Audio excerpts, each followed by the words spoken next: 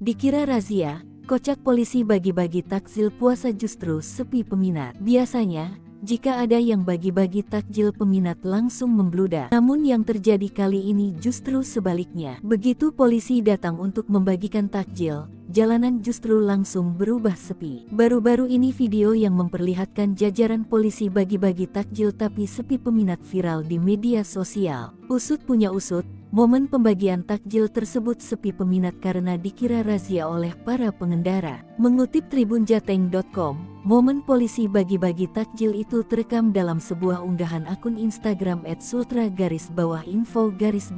Dalam video tampak belasan anggota polisi berseragam siap bagi-bagi bungkusan kresek warna putih yang ditata di atas meja.